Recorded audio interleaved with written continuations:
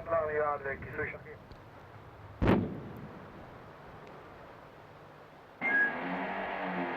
סידות שמאלה מקסימום. The instrument of the commander, the gunner's instrument is almost the same. This thing is for the driver. He's got infrared lights and he can drive invisible. A projector called xenon for white light and infrared. With white light we can see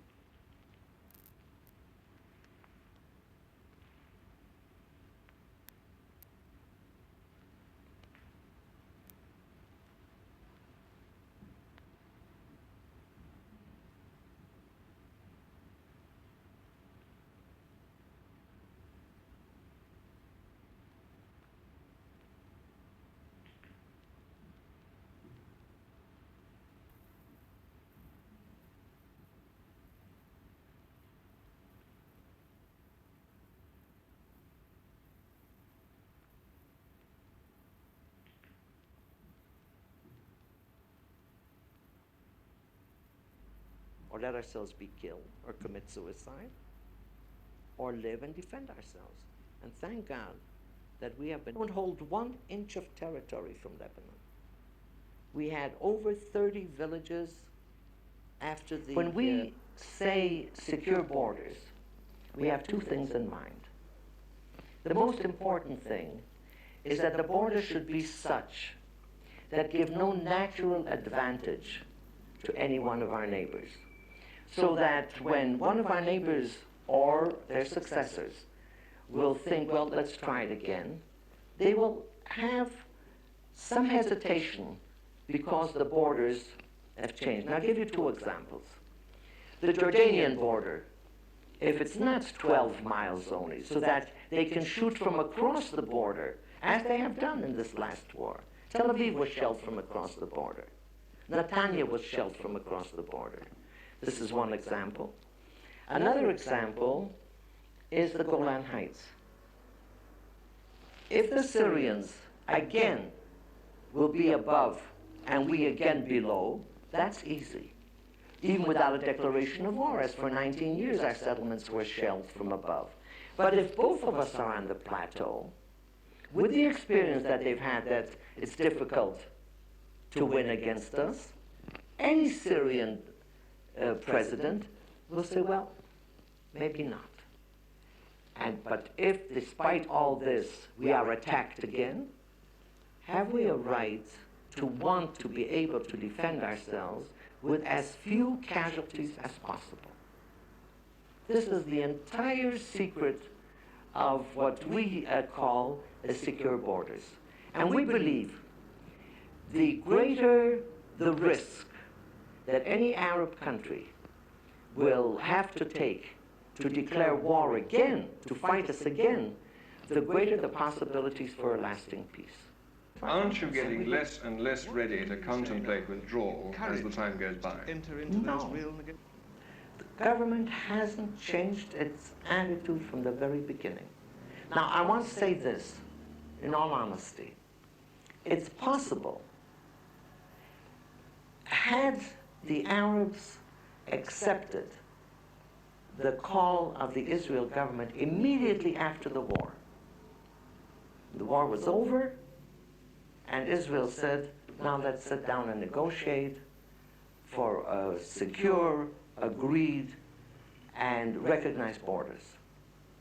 It's possible, had they immediately come forward, instead of the answer that they gave us in Khartoum, no recognition, no peace, no negotiations, and have actually been saying this all the time, except that now Hussein and Sadat before him said, yes, peace, yes, but on our terms. It's quite possible that the attitude of the Israel government, the Israel people, would have been the one that said, well, all right, again there was a war, but now this time the Arabs have come to a conclusion that they have to live in peace with us. Isn't the reality of the situation, though, that most Israelis now don't want to withdraw? Whatever the Arabs offer in exchange, they just don't want to pull back. Whatever you may say as Prime Minister. I don't know on what you base what most of the Israelis want. I think that most of the Israelis back the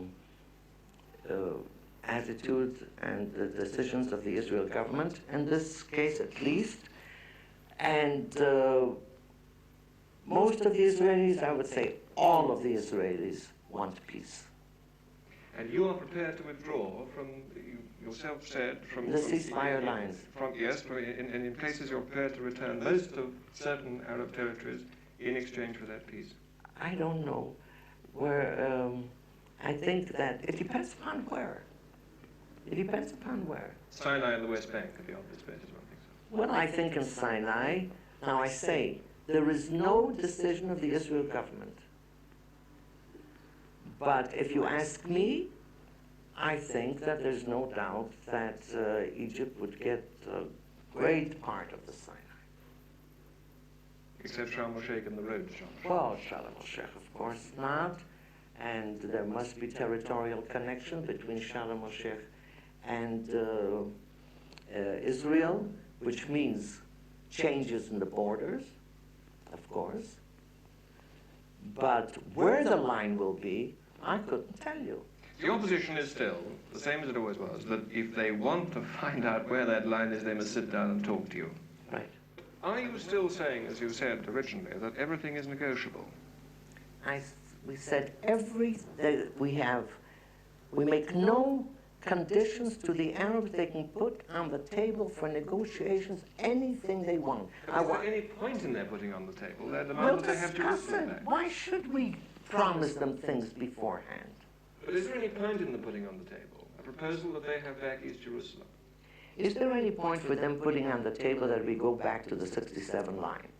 When we've said since the very day after the war, we will not return to the 67 line. We say we will not give back Jerusalem. Jerusalem will remain a united city, the capital of Israel. We are anxious, not only prepared, but anxious to come to an agreement with the representatives of religions that have holy places in Jerusalem, Christian, Muslim. We have no interest, no ambition, no desire, no need to administer holy places of anybody else. Naturally, the city is open and free to everybody, as it is now. But can we just, in a few words, go back to the history of Jerusalem, not the ancient history. In 1947, the United Nations decided that Israel is an international city. Jerusalem. We accepted, with broken hearts, because a Jewish state without Jerusalem is something that one can hardly envisage, but we said yes. The Arabs said no. They shelled Jerusalem. Abdullah took the old city of Jerusalem, not through serenading, not through prayers. He sent in his Arab legion. We weren't strong enough to protect it, and he took the old city of Jerusalem. It was supposed to have been an international city. Nobody came to save the holiness of the holy city. It was shelled and cut in two. Jordan never for one day lived up to its undertaking and the armistice agreements, where we were to have access to the holy places. Did you respect your side of the international city bargain? I mean, isn't Jerusalem now the capital? Wasn't it the capital of Israel before 1967? Yes, after 1948. You said, oh, well, if Abdullah can grab the east part, we can then take the west part as part of Israel. How could it have remained an international city when half of it was gone? And when in 1967 it was shelled again by Jordan all over again. Now he wasn't anxious to occupy the old city. Now evidently he wanted also the other part of the city. Where is the application of a principle which I accept? on condition that it holds good for everybody, the inadmissibility of acquiring territory by force. So, The old city was acquired by force. The West Bank was acquired by force, not even force. Abdullah simply announced one bright morning he annexes the West Bank. It was never allotted to him. well, he was invited by a gathering of West Bank leaders to come in and annex it, wasn't he? Even if the legality of that gathering was disputed at the time. All right. Assuming that that is so. By the way, if it was so legal, how is it that only 2 countries in the world, until '67, recognized the legality of this annexation? It was only Great Britain and Pakistan. How many countries recognize your occupation of the West City of Jerusalem? Yes, but nobody asked questions every other day. Abdullah, why did you annex the Western Bank? But never mind. Then Hussein had the Western Bank.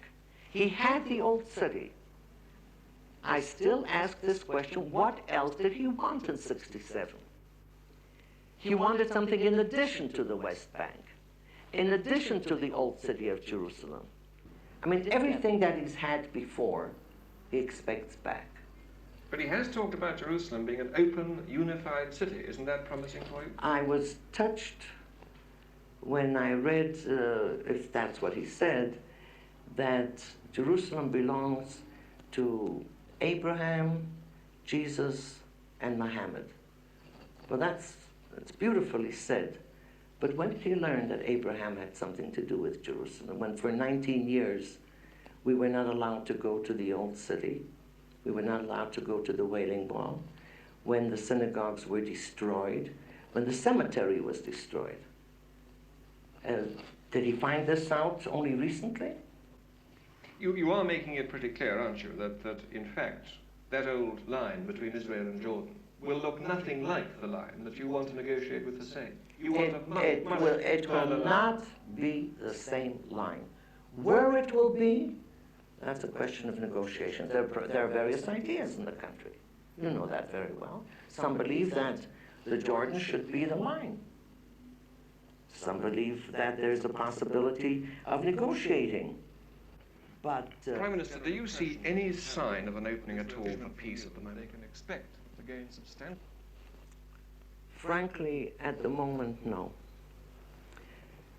We come back again to the same problem that we were faced with actually immediately after the war of '67.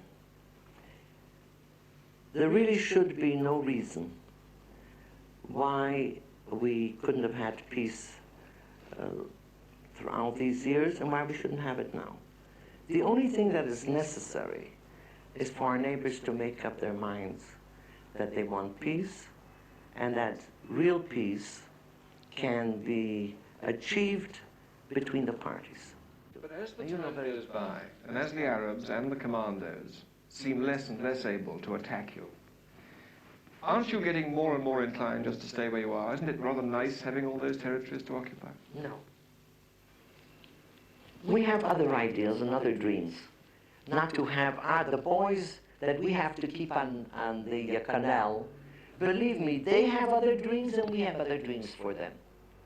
We have a country to build. We have a people to build.